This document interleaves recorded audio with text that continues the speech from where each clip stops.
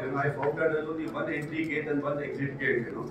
I'm told that generally when I go for a talk, they keep bouncers on the gate so that nobody can live in between. Otherwise, a lot of times students leave because they find that the talk is boring.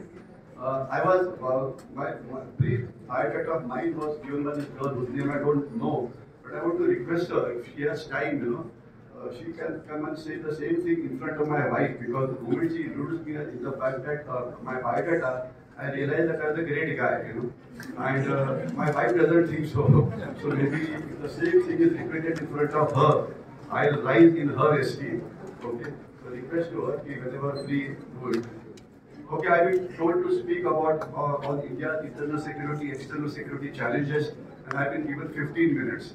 I thought ये T20 का ज़माना था, but उसपे fast overall और कम कर दिया है, and I'll try to limit it to 15 minutes only. So I'll go fast forward on that. There are challenges to our security, and you have been talking about it for the last 2 days. So therefore, you will be on you are actually overcharged. The first disruption that is taking place in this world is arrival of Mr. Donald Trump and the tariff war that he started off in the whole world. One can talk on Donald Trump for next 1 hour also, but the important thing to understand is we should find out his policies which has an effect on India, especially deportation of Indians who have come by the illegal method, tariff war with the neighbors which he started. Can we take an advantage out of it? Economic uncertainty that is going around in the stock markets, etc. Can it be of some use to us? Supply chains have been disrupted. What can we do about it? The security aspect, especially, it is said that he is at war with all his friends. You name a friend that he has, and he is at war with them. European Union was supposed to be their best friend, and now they are the biggest enemy. And Mexico and China are a neighboring country. They are the biggest enemy.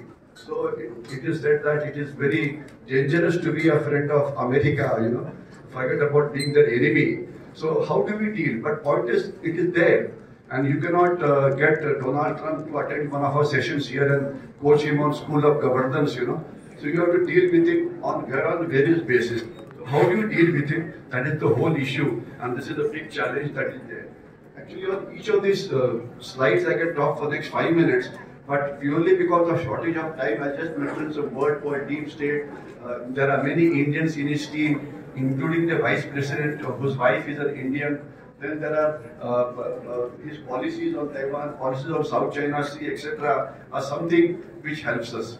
I talk a bit about Syria. Syria has been not in news, but there has been a government change here, and Russians have lost very heavily here. The Iranians have lost very heavily here, and that has a lot of effect on India also.